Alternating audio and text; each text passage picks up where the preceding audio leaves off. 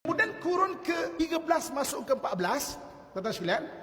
Okey, antara tanah Melayu dengan tanah Jawa ni, orang Melayu dapat Islam dulu. Orang Melayu dapat Islam dulu. Kalau ikut kerajaan lama-lama Melayu dapat Islam daripada zaman Abbasiyah lagi. Kan? Kerajaan Pasai, kerajaan orang lama dulu, Jadi barulah orang Jawa. Orang Jawa ni ketika tombangnya kerajaan Majapahit diganti dengan kerajaan Demak. Kerajaan Majapahit tombang digantikan kerajaan Demak. Okey. Jadi ketika kerajaan Majapahit kurun ke-13 kurun ke-14, kerajaan Majapahit menulis satu buku, satu catatan, nama catatan tu Nagara Kartagama. Tulis tuan-tuan sekalian, nanti tambahkan bacaan lagi. Nagara Kartagama. Nagara Kartagama ni menulis mengenai hubungan tanah Jawa dengan kerajaan-kerajaan Melayu. Sebab tu kita tahu kerajaan Melayu Siak, kerajaan Melayu mana-manalah, kerajaan-kerajaan Melayu yang lama-lama dulu, Pahlawan lah, apalah, kerajaan Pahang lah, apa semua. Waktu tu kerajaan Melayu dah banyak establish. Jadi kerajaan Majapahit tulis Negara Kartagama, ini hubungan kami dengan negara-negara Melayu. Negara Melayu maksudnya ada tanah Melayu. Mana kurun ke-13 dah ditulis dah. Dan orang Mak Saleh pun tulis Malay Archipelago dan juga ke Java Archipelago.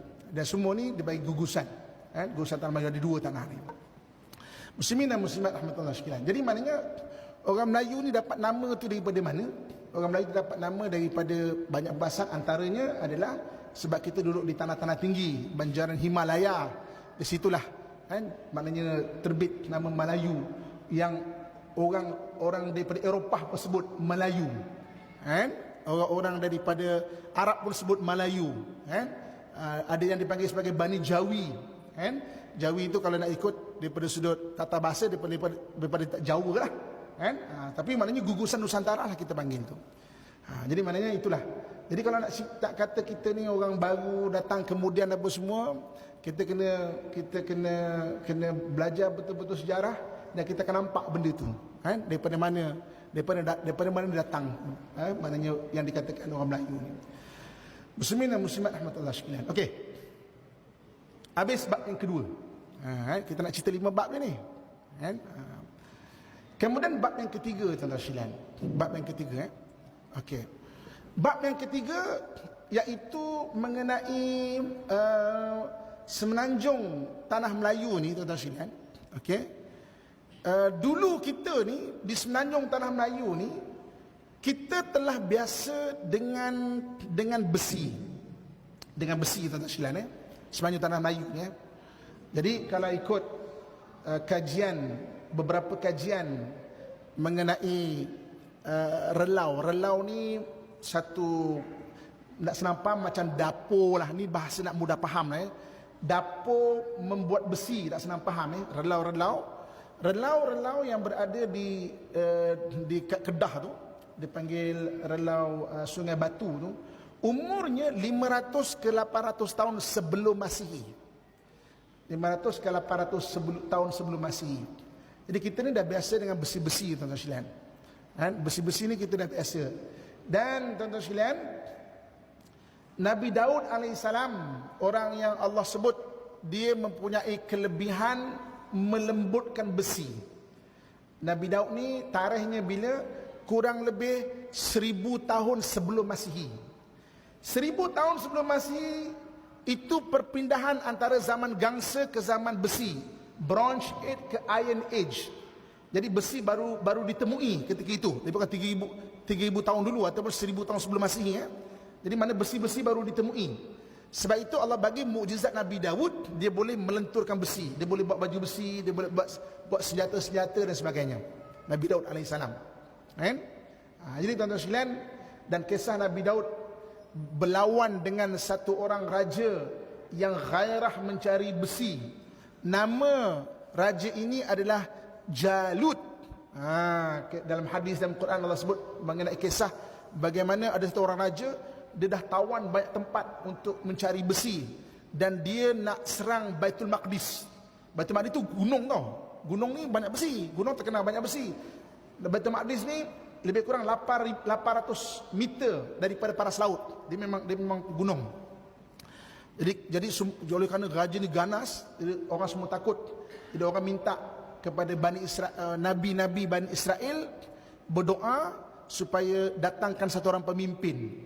Dan Allah Subhanahu Wa Taala datangkan satu orang bernama Talut. Talut. Jadi Talut ni mula-mula orang tak percaya sebab Talut ni adalah petani je. Orang tak percaya, ya ke Talut ni banyak lagi bangsawan. Tapi sebagai bukti mukjizat dia, Allah datangkan satu peti bernama tabut. Allah sebut dalam surah Al-Baqarah. Tabut. Dalam tabut ni ada barang-barang peninggalan nabi-nabi terdahulu. Nabi Musa, Nabi Harun, kan? Itu sebagai tanda bukti dia betul. Okey. Maka berlakulah peperangan antara Talut dengan Jalut. Ketika berhadapan tu, Talut dah agak cedera. Yang bersama dengan dia satu orang budak belasan tahun. Nama budak ni Daud. Maka Nabi Daud yang boleh akhirnya dapat membunuh Jalut.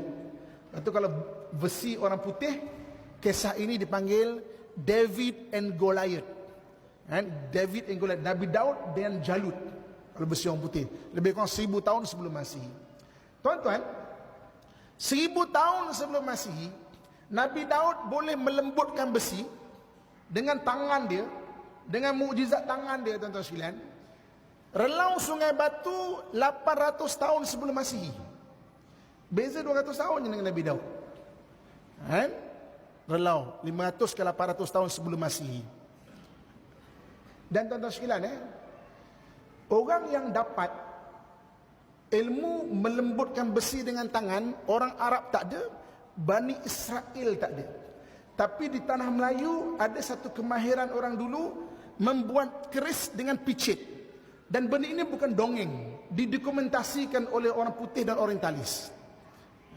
Kenapa orang Melayu kita dapat? Orang Arab tak ada pun jumpa pedang picit. Bani Israel tak ada pun jumpa pedang picit ke apa. Orang Melayu ada keris picit, tuan-tuan sekalian. Itu nanti minta tanya, panjangkan kajian kita kepada tukang-tukang keris lah. So buat kuliah pula di sini keris picit macam mana kan. Tuan-tuan sekalian, Zulkarnain banyak pendapat. Ada yang kata Zulkarnain Cyrus the Great. Cyrus the Great ni 500 tahun sebelum Masihi. Kalau Zulkarnain 500 tahun sebelum Masihi, ketika dia nak kurung Ya'jud dan Ma'jud, dia kata atini zubaral hadid, berikan kami kepingan-kepingan besi. Kepingan besi daripada mana, tuan-tuan sekalian? Saya tak nak obses kata kepingan besi daripada Sungai Batu Kedah. Sebab tak ada catatan dia. Nanti orang gelak kita, apa merepek Ustaz Muhammad dekat masjid ni kan. Tapi buktikan relau yang besar selain dari Sungai Batu dalam 500 tahun sebelum Masihi. Buktikan je itu je. Saya tak nak obses kata daripada Kedah lah kan. Tak. Tapi buktikan relau ni adalah dekat Perancis dalam 1314, dekat Jepun adalah 1314. Kita dekat 3000 relau. Ketika atini zubar al-hadid. Saya serahkan kajian ini pada tuan-tuan sekalian. Kaji, nanti kita bincang seterusnya. Banyak benda nak kaji mengenai ini. Kemudian tuan-tuan sekalian, okey. Maknanya besi belah kita lah. Lalu masa zaman Nabi Isa satu Masihi kan. Kurun kedua, satu orang mathematician atau ahli matematik dan ahli falsafah daripada Greek namanya Ptolemy.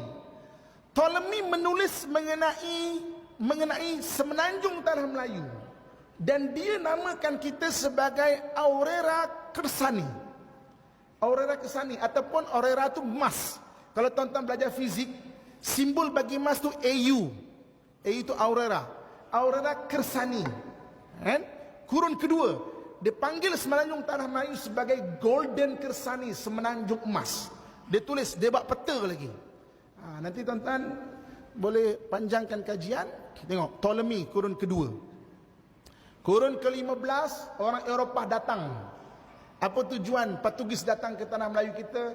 Tanya anak kita, tingkatan 3 pun boleh jawab. 3G kan? Gold, emas yang penting dia. Glory dan gospel.